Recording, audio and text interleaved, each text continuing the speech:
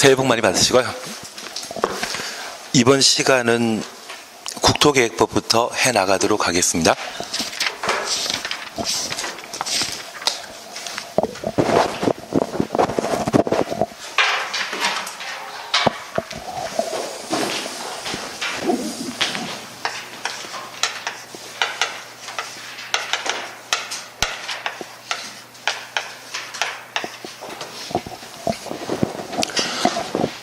우리 공부하시면서 민법 정리하시면서 부동산이라는 개념은 함께 공부하셨습니다.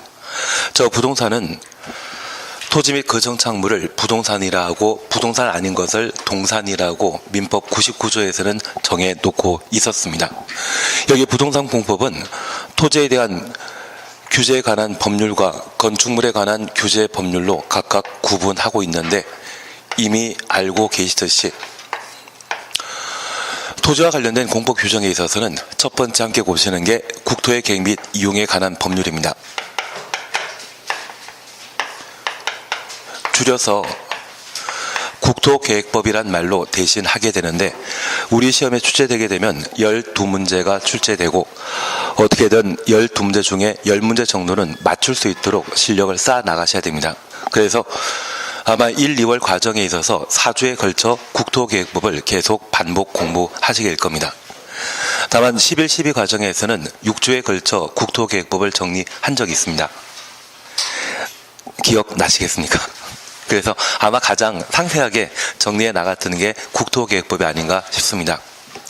그래서 나중에 국토계획법에 관한 내용이 좀 부족한 점이 생긴다고 하면 11, 12 과정을 토대로 해서 충분히 이해하고 내 걸로 정리해 나가시는 게 필요합니다. 그리고 두 번째 함께 공부하시는 게 도시개발법입니다. 그리고 세 번째 공부해 나가시는 게 도시 및 주거환경 정비법입니다.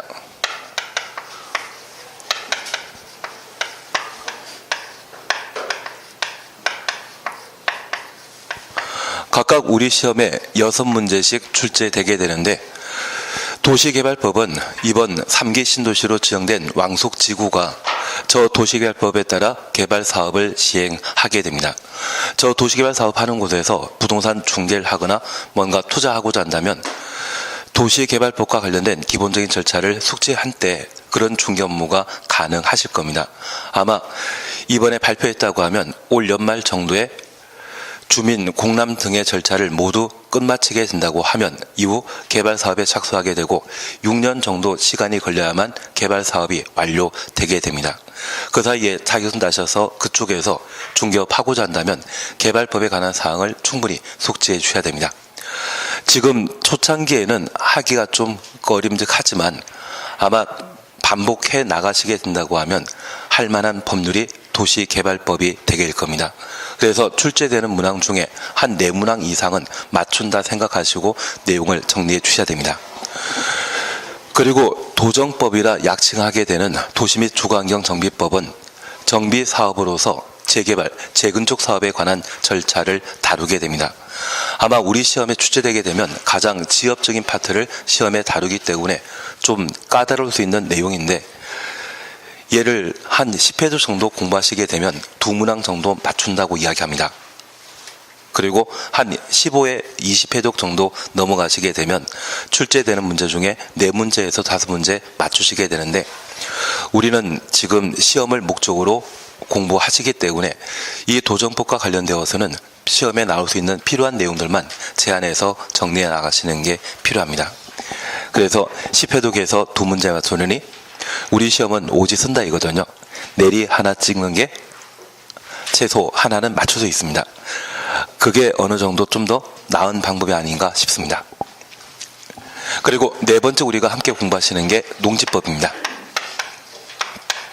농지법은 2문제 출제되게 되는데 시험 볼 때까지 항상 마음속에 가지고 계실 그 생각이 출제되는 2문제 중에 최근 15년 사이에 2번 빼고는 항상 5번이었습니다.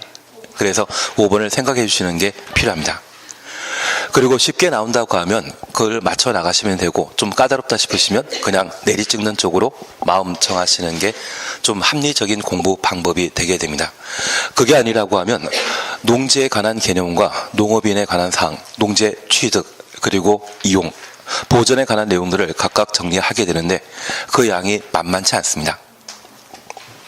그리고 정착물 중에 가장 가치 있는 정착물은 바로 건축물입니다. 저 건축물과 관련된 법률로서 건축법과 주택법에 관한 사항을 각각 공부하게 됩니다.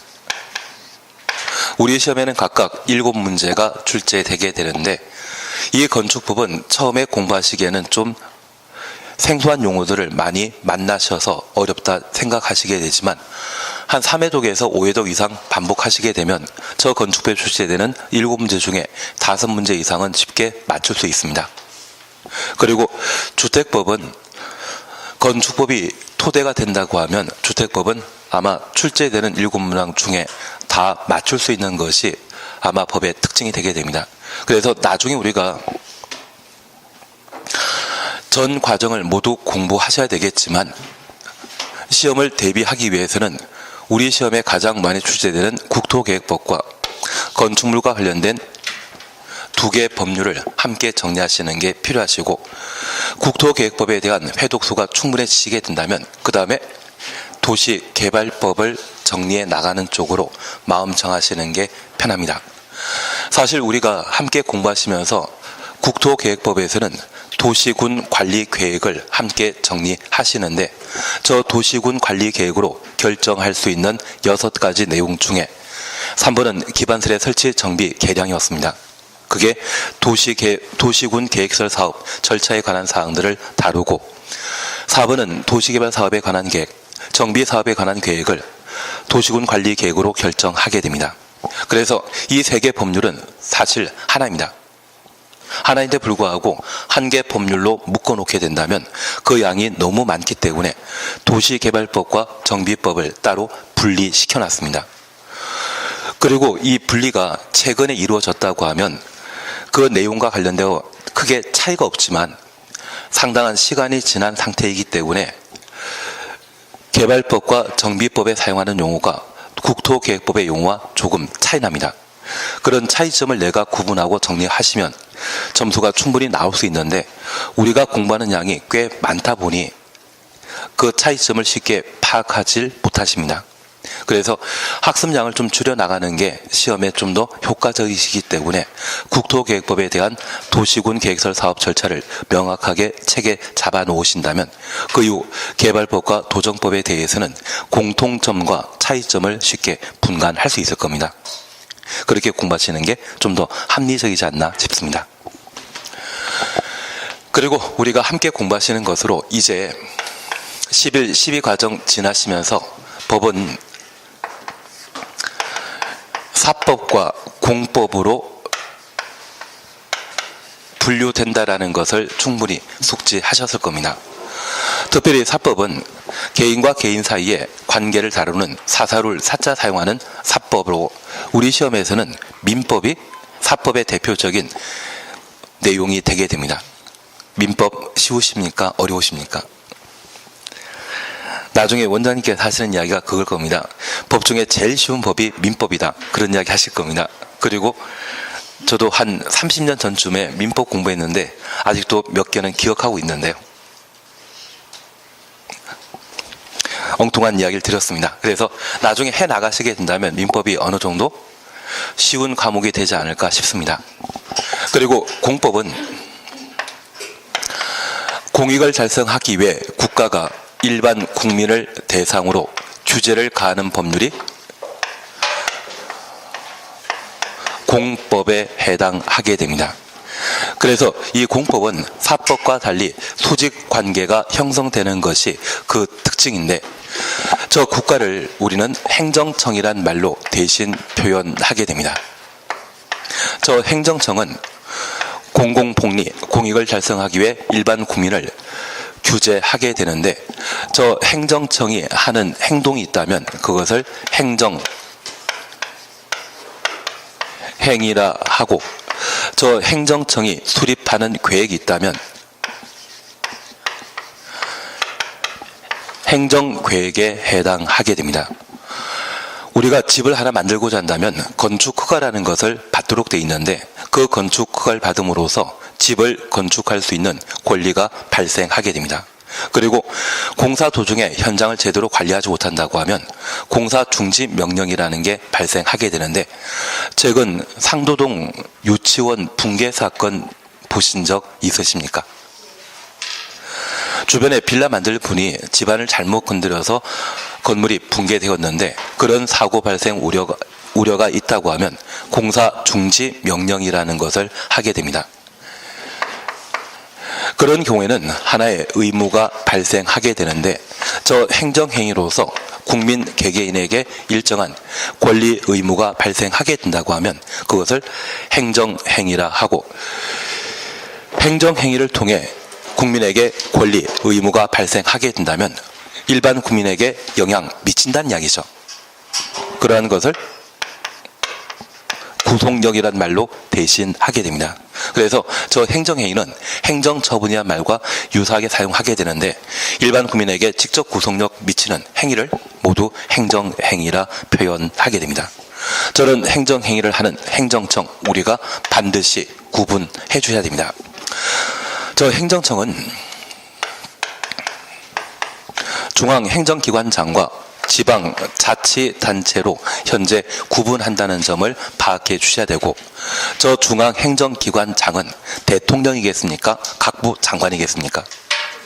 각부 장관입니다. 대통령은 대한민국 국가원수에 해당되는 자로 생각해 주시면 되겠고 행정부의 총괄 책임자인데 그 대통령께서 모든 부분들을 다 알고 있는 전문가는 아니지 않겠습니까? 그래서 각 부의 장관을 두고 국정을 맡기는 것이 특징인데 특별히 중앙행정기관장이라 하면 각부 장관을 의미하는 것으로 파악해 주시고 우리 부동산 공법에서는 땅과 관련된 사안이기 때문에 국토교통부 장관이 자주 등장하게 됩니다. 그 국토교통부 장관을 수업시간 중에 국장이라고 하면 국토교통부 장관을 의미하는 것으로 이해해 주시고 갑자기 국방부 장관 찾으시면 안 됩니다. 그리고 간혹 해양수산부 장관과 농림부 장관을 우리가 각각 만날 수 있는데 특별히 농지와 관련되어서는 농림부 장관을 우리가 함께 보게 될 겁니다. 그리고 지방은 광역지방자치단체와 기초지방자치단체로 각각 구분하고 있는데 저 광역지방자치단체는 우리가 흔히 시도지사라 표현하고 있습니다. 그리고 기초지방자치단체는 시, 군, 구청장이라고 표현하고 있는데 저 광역이라는 것은 넓다고 해서 광역되는 것 아닙니다. 둘 이상의 시, 군, 구를 광역이라 표현하게 됩니다. 그래서 우리 남양주에는 남양주 시내만 돌아다니는 시내버스 있고 서울 왔다 갔다 하는 광역버스 있지 않습니까? 그 광역버스는 운행하는 구간이 둘 이상의 시군 걸쳐 운행하기 때문에 광역버스라고 표현하게 되는데 특별히 이 시도는 서울특별시와 인천광역시,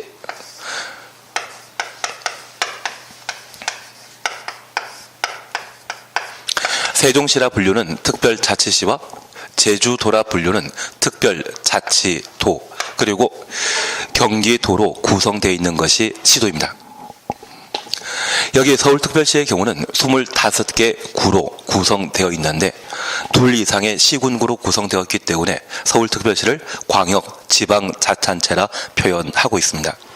그런데 저 서울이 경기도만큼 넓은 땅은 아닙니다. 우리 남양주의 한 1.2배 정도 큰 땅인데 그리고 서울의 행정관할구의 면적은 이번에 올림픽 치른 평창군이 있다고 하면 평창군이 월등하게 더 면적이 넓습니다. 그래서 넓다고 해서 광역이 되는 것이 아니라 서울특별시를 구성하는 구가 25개나 되기 때문에 광역지방자치단체라 표현한다. 그렇게 이해해 주셔야 되고 인천 같은 경우에는 구와 군으로 현재 구성되어 있습니다. 인천에 강화군과 옹진군이라는 곳이 있거든요. 그래서 둘 이상의 구와 군으로 구성되었기 때문에 인천광역시를 광역지방자치단체라 표현하게 됩니다. 그리고 경기도의 경우는 31개 시와 군으로 구성되어 있는 것이 특징인데, 이런 다양한 기초 지방자치단체로 구성되었기 때문에 시도를 광역지방자치단체라 표현하게 됩니다. 우리 세종시 가보셨습니까? 세종시가 만들어진 시점이 2012년도이거든요. 저 2012년도에 인구 10만 정도로 시작했는데 작년 연말에 인구를 조사해 보니 한 33만 정도가 거주한다고 합니다.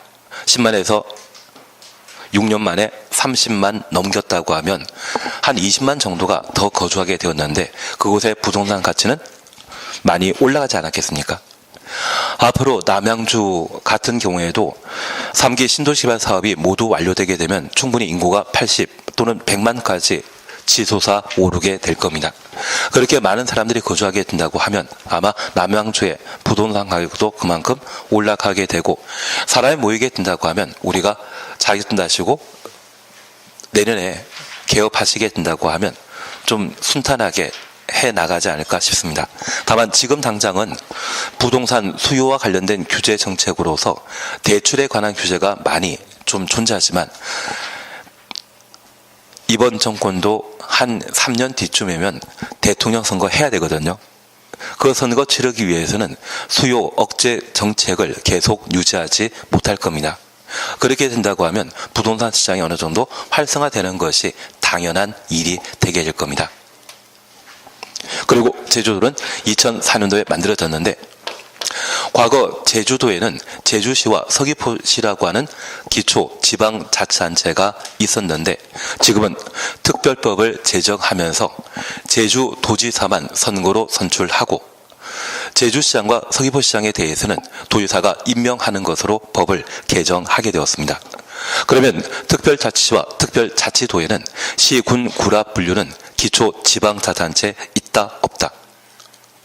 없습니다.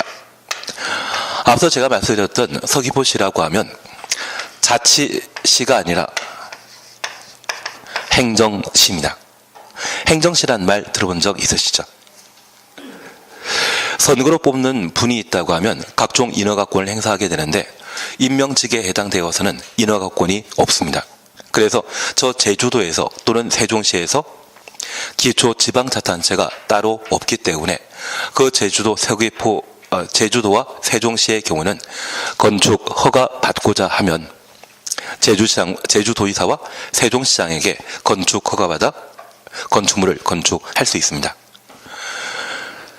그래서 우리가 잠깐 이해해 주실 것은 선거를 통해 뽑히는 광역지방자치단체와 기초지방자치단체는 각종 인허가권을 행사하고 있지만 행정시, 군, 구청장이 존재한다면 이분들은 인허가권 없는 자로 파악해 주셔야 됩니다.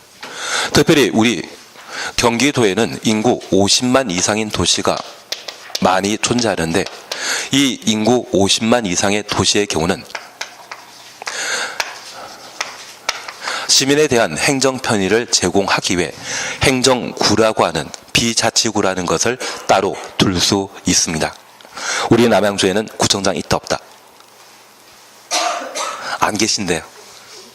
그래서 인구 50만 이상의 도시에 행정구청장을 둘 수 있다. 이미 규정으로 구성되었기 때문에 성남 같은 경우는 분당 구청장을 성남시장이 임명하게 되지만 우리 남양주시에는 그런 구청장이 없습니다.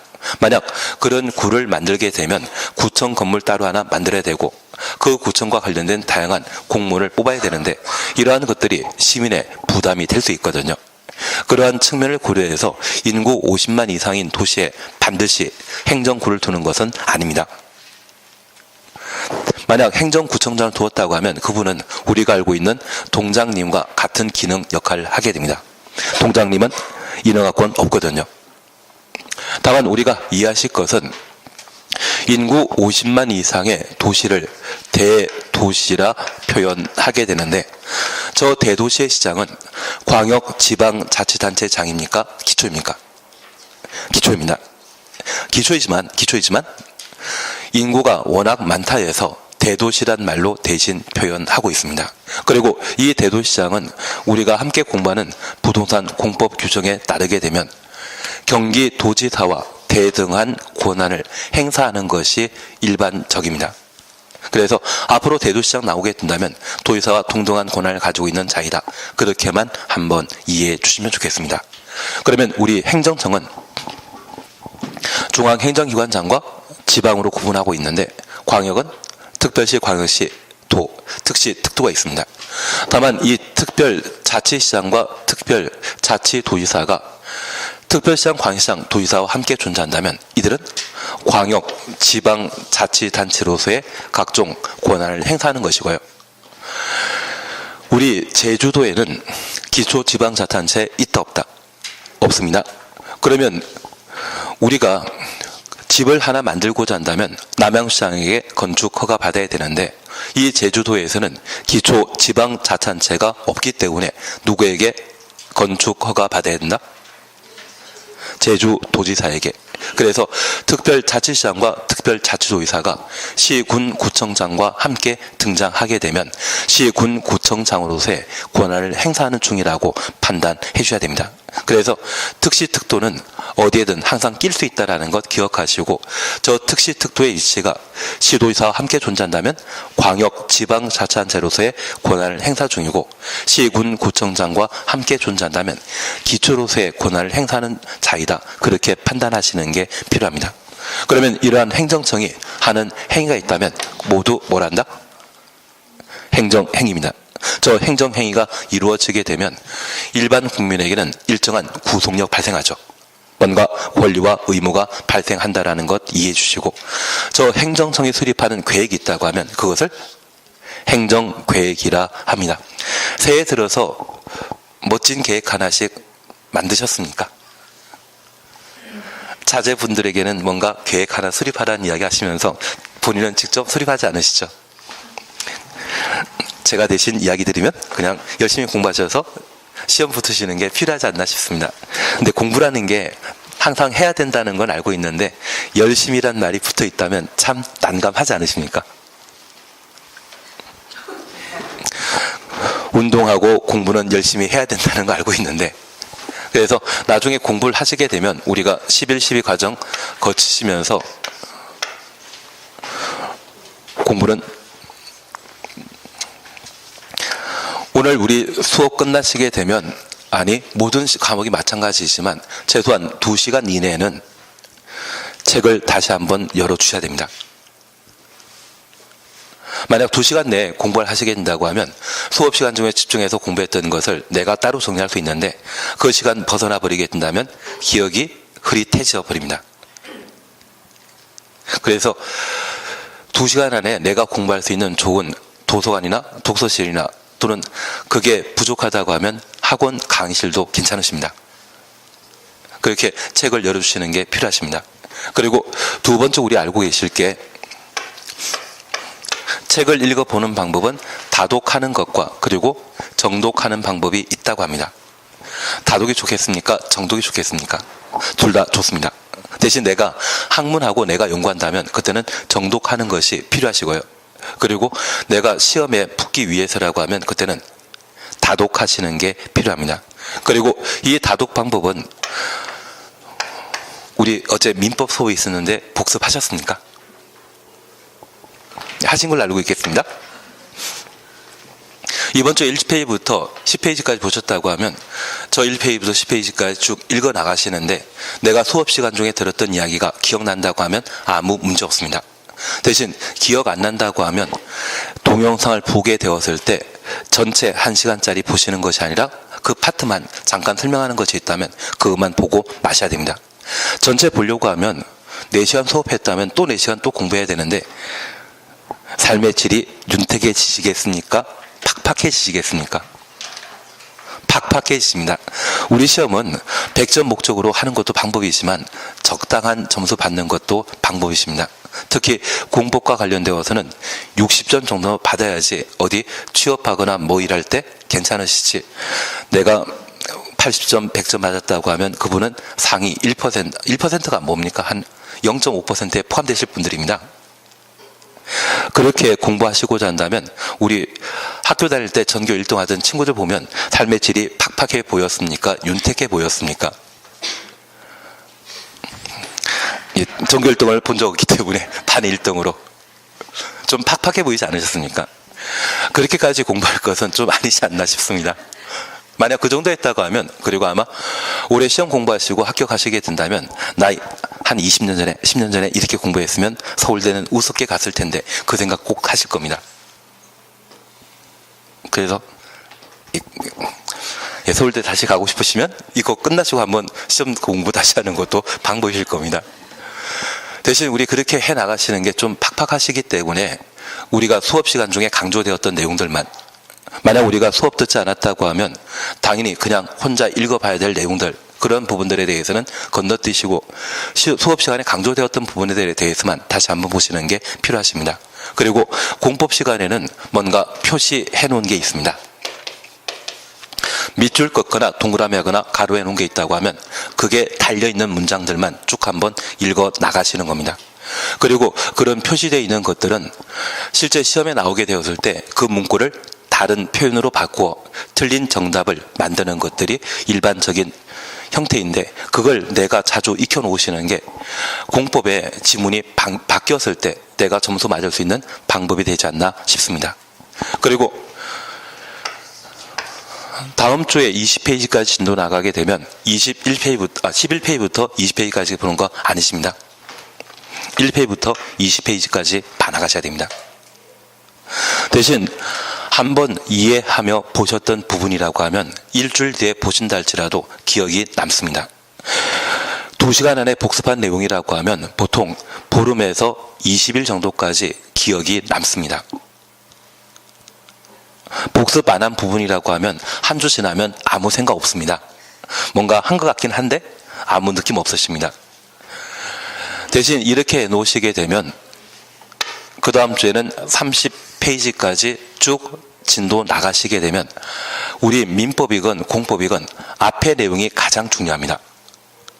저 앞의 내용에 대한 회독수가 충분히 많아지시게 된다고 하면 시험에 관련된 문제도 많이 나오게 되는데 그걸 맞춰 나갈 수 있는 실력이 생기시는 것이고, 그러한 것들이 누적되었을 때는 어떤 과목이든 뭘 하시든 충분히 문제를 해결할 수 있습니다. 그리고 두 번째, 세 번째 보는 부분이라고 하면 이미 충분히 이해된 상태이기 때문에 목차만 보고 큰 제목 있지 않습니까? 그 큰 제목 보고 내용 이해되시고 생각나신다고 하면 큰 제목만 보고 넘어가는 겁니다. 만약 두 번째, 세 번째 봤을 때 기억이 안 난다고 하면 그때는 또 줄쳐놓았던 거나 또는 표시했던 것들을 다시 한번 읽어보는 게 공부 방법이십니다. 이게 누적되시게 된다고 하면 어떤 과목이든 좋은 점수가 나올 수 있으실 겁니다. 지금 공시법 공부하시는 거는 지적부터 시작하셨습니까? 등기부터 시작하셨습니까? 지적부터 하셨습니까? 할만하지 않으십니까?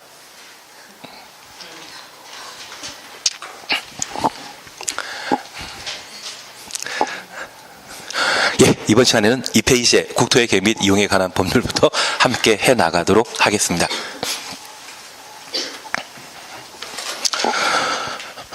제1절 청설과 관련되어 1. 재정 목적 사실적.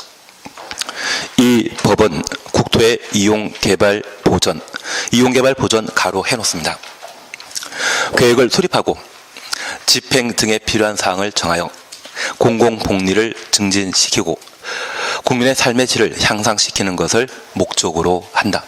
그러면 이 법에서는 국토에 대한 이용에 관한 계획과 개발에 관한 계획, 보전에 관한 계획을 수립하고 이를 집행하는 법이란 이야기죠.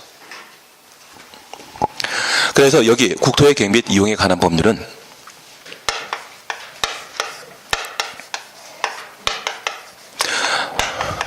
국가계획으로서 땅과 관련된 전 국토와 관련된 계획으로 국토 종합계획이라는 것을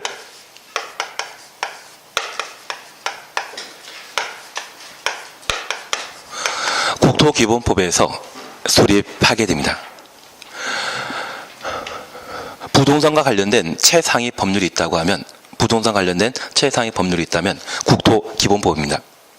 대한민국 법률의 최상위 법은 헌법이지만 부동산과 관련된 최상위 법률은 국토기본법인데 그 국토기본법에서는 국토교통부 장관이 20년 단위로 대한민국 전 국토의 장기 발전 방향을 제시하는 행정계획으로 국토종합계획을 수립하게 됩니다. 그리고 이 국토종합계획은 장기 계획이기 때문에 5년마다 타당성 검토를 하게 되는데 저 국토종합계획에 따라 대한민국 전 국토를 잘 살게 만들고자 할 때 상황이 변경되게 되면 그 변경을 반영할 필요 있죠. 그래서 5년마다 타당성 검토를 실시하게 됩니다. 우리 국토종합계획은 20년 단위로 수립하고 5년마다 타당성 검토를 하게 되는데 2011년도에 국토종합계획의 수립을 토대로 가끔 복부인이라는 분들이 계시거든요. 그분들이 돈 들고 달려가셨던 곳이 평택입니다. 그리고 그 국토종합계획을 토대로 삼성전자가 평택에 100조대의 반도체 공장을 만들겠다고 공장 개발 사업을 발표했던 것도 저 국토종합계획에 따른 것입니다. 나중에 땅과 관련된 각종 부동산과 관련된 사업을 하고자 한다면 저 국토종합계획 없이는 좀 힘들지 않을까 싶습니다. 다만 저 국토종합계획은 집행계획이다. 방향 잡아주는 계획이다. 방향 잡아주는 계획입니다. 저 방향 잡아준다는 것은 우리나라 대한민국을 어떻게 발전시켜 나갈 것인지 비전을 제시해 주는 것을 말하는데 저 비전만 제시하고는 좀 문제 있지 않습니까? 그것은 계획 수립해놨는데 그 계획을 구체적으로 실천하지 않았던 것과 마찬가지이거든요. 그래서 이 국토종합계획을 집행하기 위해 만든 법이 국토의 계획 및 이용에 관한 법률입니다. 다만 저 국토종합계획을 국토교통부 장관이 수립하고 이를 집행하게 되었을 때 1980년대 또는 70년대는 중앙 집권제였거든요. 그럴 때는 누가? 중앙에서 집행하면 되지만 지금은 지방 분권 시대입니다. 이러한 국토종합계획을 집행함에 있어서 지방자치단체가 집행해야 된다? 중앙에서 국토교통부 장관이 집행해야 된다. 지방자치단체에서 집행할 필요가 있습니다. 그래서 이 지방은 도시군으로 구성되어 있는데 저 도시군에서 계획을 수립하고 집행하는 것을 특징으로 하고 있습니다. 그러면 우리가 잠깐 이해해 주실 것이 있습니다. 앞서 행정청에 관한 내용을 함께 정리하시면서 지방자치단체는 광역지방자치단체로서 서울특별시와 인천광역시, 경기도에 광역지방자치단체가 존재하고 특별시와 광역시에 있어서는 구와 군이 존재하는데 경기도의 경우는 시와 군으로 구성되어 있습니다. 저 지방자치단체에 국토종합계획, 국가계획을 집행함에 있어서 도시, 군 단위로 집행한다고 하면 서울특별시에서는 서울이 도시이겠습니까? 강남구, 서초구, 종로구, 저 구가 도시이겠습니까? 서울이 도시이지 구가, 강남구가, 종로구가 도시를 대표하는 건 아니죠. 그리고 인천광역시의 경우에도 인천광역시가 하나의 도시이지 강화군이나 옹진군 이러한 곳이 인천시가 될 수 없을 겁니다. 그리고 경기도의 경우는 이 경기도가 도시이다? 경기도는 31개 시군으로 구성되어 있거든요. 그러면 이 경기도에는 남양주시나 구리시가 하나의 도시이지 경기도 자체가 도시가 되는 것은 아닐 겁니다. 그리고 양평군, 가평군 있지 않습니까? 그 군이 도시군의 군이 되는 것이지 경기도가 도시군이 될 수는 없을 겁니다. 다만 우리가 이해하실 것은 인천광역시에 강화군과 옹진군이 존재한다고 하면 그 군은 도시다? 도시군의 군이다? 인천에 포함되어 있기 때문에 얘는 인천시가 도시군 계획을 수립하는 대상이 되는 것이지 강하군, 옹진군 단위로 수립하는 것은 아닙니다. 반면 양평군이라고 하면 그 양평군에 도시군 계획을 수립하게 되면 양평군 단위로 수립하는 것이지 경기도 단위로 수립하는 건 아니죠. 그러면 우리가 이해하실 것은 특별시와 강시를 구성하게 되는 구와 군, 이것은 도시군이 못 된다라는 것 기억하시고 경기도 양평군이라고 하면 도시군에 해당되게 됩니다. 그래서 우리 국토계획법은 국가계획을 집행하는 법률로서 도시군 단위로 이루어지게 되는데 저 도시군을 의미하는 것은 서울특별시와 인천광역시 그리고 남양주시 그리고 양평군 이러한 곳을 도시군이라 표현하게 됩니다. 저 도시군 범위에는 군은 있다 없다?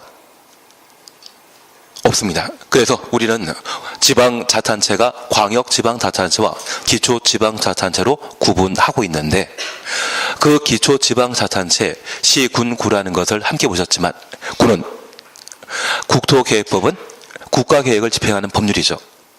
그 집행 단위에 군은 포함된다, 배제되게 됩니다. 그러면 인천에는 강화군과 옹진군이라는 곳이 있는데 그 강화군은 구와 같은 성격이죠.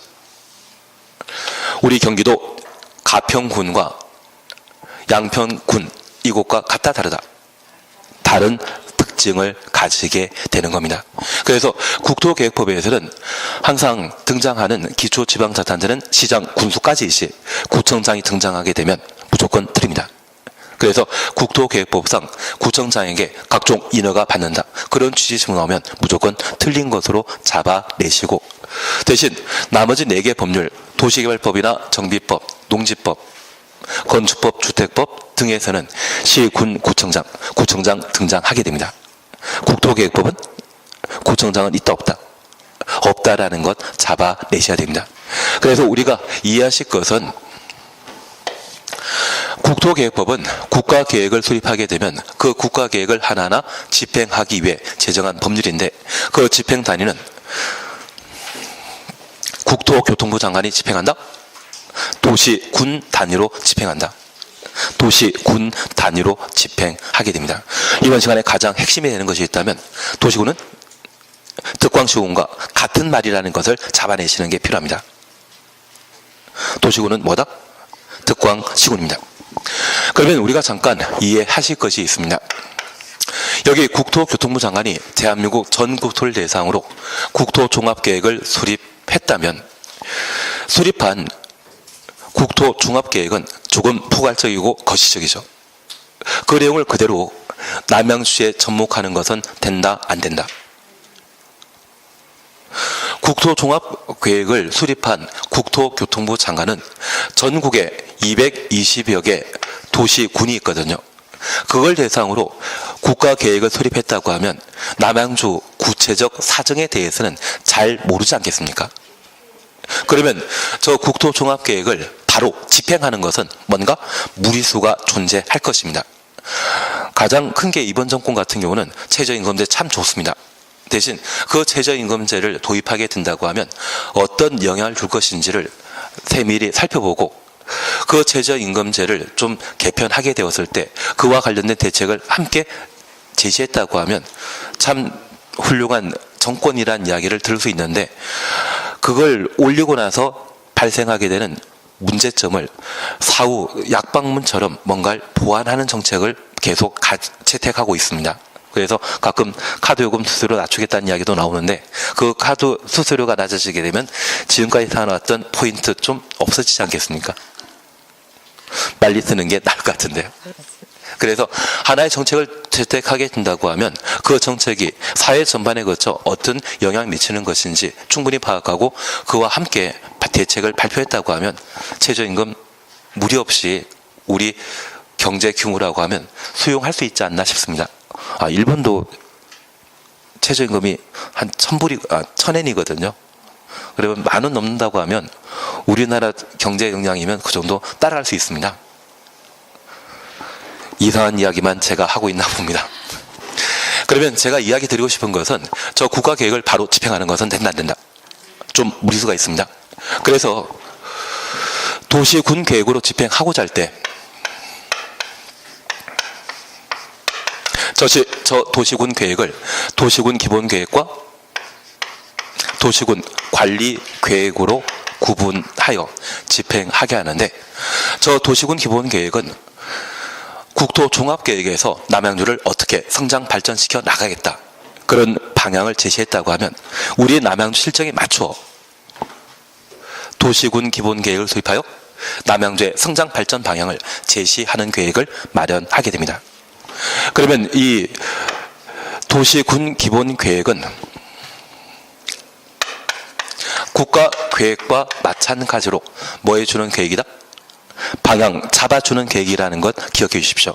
그리고 두 번째입니다. 이 국토종합계획은 단순히 지하철 하나 만들고 단순히 도로 하나 만들고 학교 하나 만드는 그런 계획은 아니죠. 지하철이나 도로 새로 만든다고 하면 그것은 부문별 계획이라 표현합니다. 대신 우리 남양주시를 성장 발전시켜 나갈 때 우리 남양주시는 동부권과 북부권 그리고 남부권으로 생활권을 구분하고 있는데 다른 도시처럼 한 곳에 모여 도시가 개발되는 것이 아니라 분산되어 개발되는 것이 특징입니다. 그래서 처음 남양주시를 찾아오신 분이 있다고 하면 이 남양주시는 섬처럼 개발되어 있지 않나 그 생각을 할 수 있습니다. 남양주의 입지 조건이 현실적으로 천마산이라는 곳이 있지 않습니까? 이걸 다 밀어버리고 시가지 만들기는 좀 애매하기 때문에 아마 생활권을 구분해서 개발 사업을 시행하고 있는데 이런 생활권을 각각 중심적으로 개발하게 되면 저 생활권을 연계시키는 순환 도로라도 하나 만들 필요 있죠. 그래야만 뭔가 제대로 교류될 것 같은데요. 그래서 이번 왕속지구에 대한 개발 사업을 발표하면서 저 북부권과 별내 쪽의 북부권과 다산 신도시와 관련된 연결되는 뭐 트랩이나 버스 교통망을 하나 만든다는 이야기를 하더라고요. 나중에 우리는 수소버스를 타보실 수도 있을 것 같은데요. 다만 호평동은 운행하지 않겠죠. 저보다 더 잘 알고 계시지 않겠습니까? 그러면 우리 남양주를 저 생활권 기준으로 어디를 어떤 방향으로 개발해 나갈 것인지 그 방향을 우리 남양주시에서 직접 수립할 필요가 있습니다. 그걸 뭐란다? 도시군 기본계획이라 표현합니다. 그러면 이 남양주에는 단순히 도로 하나 만들고 지하철 만드는 것만 아니라 각각의 생활권에 어느 정도의 인구를 수용하고 어디에 개발 사업 해 나갈 것인지 그러한 부분들도 충분히 고려해야 됩니다. 국토 종합계획은 종합계획이다, 부문별 계획이다. 종합계획입니다.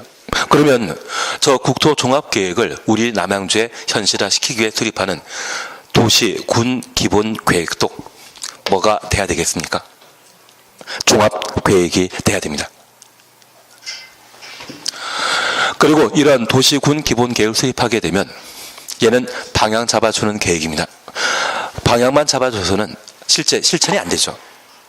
이를 집행하기 위해 수립하는 계획을 도시군 관리 계획이라 표현하게 되는데 하나 이해하실 것이 있습니다. 국토교통부 장관이 국토종합계획을 수립했다면 우리 남양주시장은 남양주의 성장 발전을 도모하기 위해 도시군 기본계획을 수립하게 되고 저 수립한 도시군 기본계획은 국가계획을 무시하고 수립할 수 있다? 국가계획에 부합돼야 됩니다. 그러면 국가계획을 수립한 국토교통부 장관 또는 상급관청에 승인 받은 때만 가능한 것이죠. 그래서 사실 우리 남양주시가 애초 개발되었을 때는 서울의 위성도시였습니다. 그래서 아파트 단지만 쫙 만들었던 게 특징인데 우리 남양주시에 자급자족하기 위한 산업단지 몇 없지 않습니까?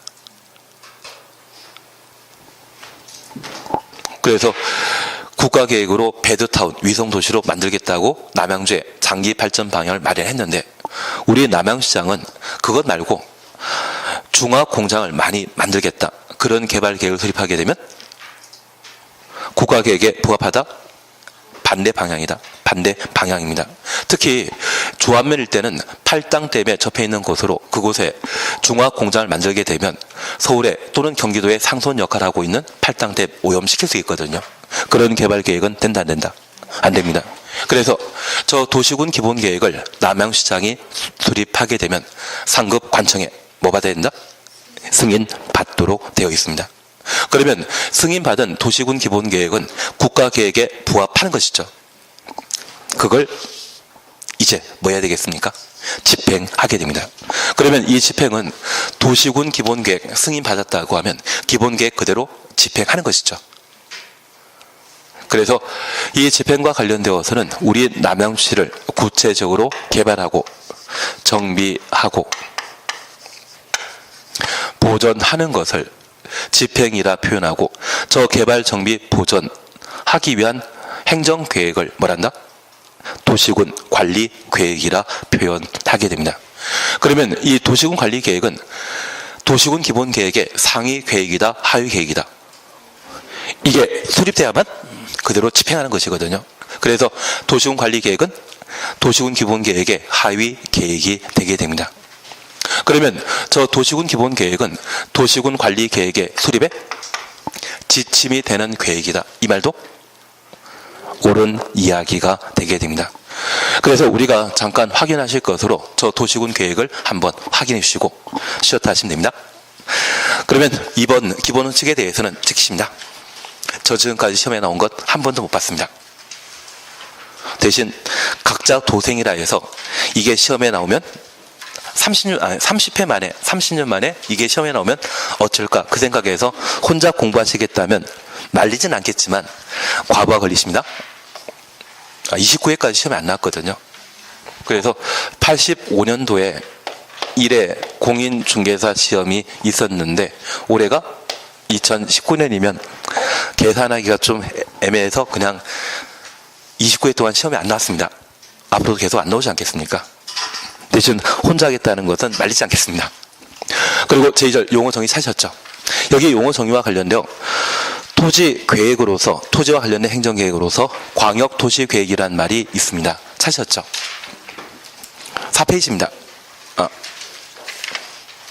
4페이지 지금 보고 계시면 됩니다. 광역 도시 계획이란 말 찾았습니다. 그냥 보십니다. 지정된 광역 계획군의 장기 발전 방향 제시하는 계획을 말한다. 그리고 도시군 계획입니다. 특별시, 광역시, 특별자치, 특별자치도, 특시, 특도 버립니다. 시 또는 군. 그래서 특별시부터 군까지 가로 해놓습니다. 이걸 줄여 특광시군이란 말로 대신 하게 될 겁니다.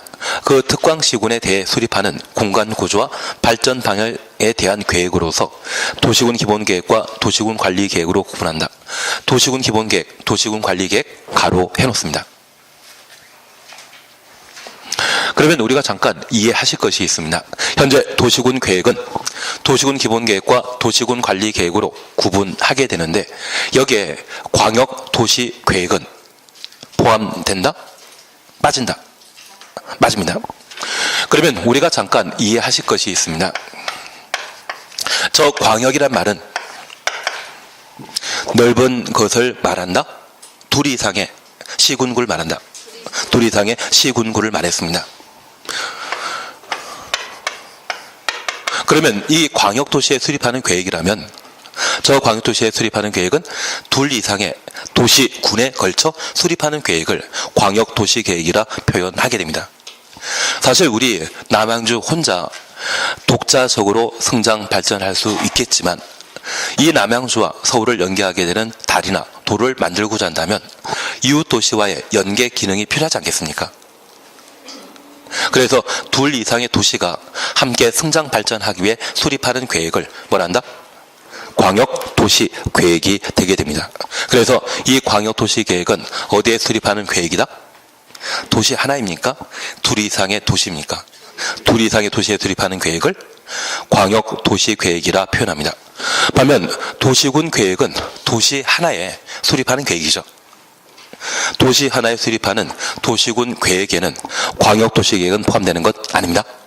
시험에 도시군 계획은 광역도시 계획, 도시군 기본계획, 도시군 관리계획으로 구분한다? 드립니다. 그것 잡아내시는 게 이 시간의 목표입니다. 이 시간에는 딱 두 가지 잡아주시면 됩니다. 우리 국토계획법은 국가계획을 도시, 군 단위로 집행합니다. 그 도시군을 뭐라 한다?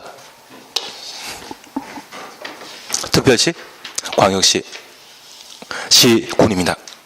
그래서 구청장은 등장한다, 안 한다? 안 한다. 그거 잡아주시는 게 첫 번째 학습 목표이고요.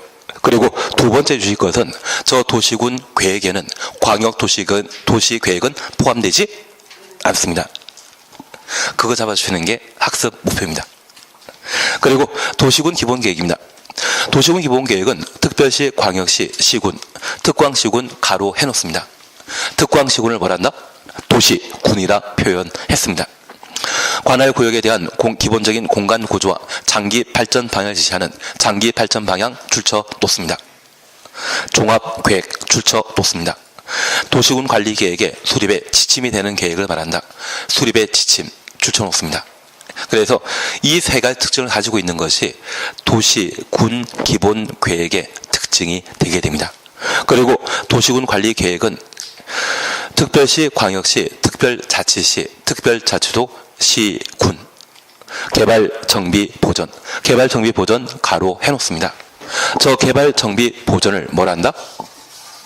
집행이라 표현합니다. 집행하기 위한 다음 각 호의 계획을 말한다.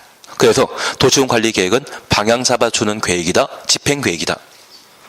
집행계획이다. 그거 잡아주시는 게 이번 시간의 목적입니다.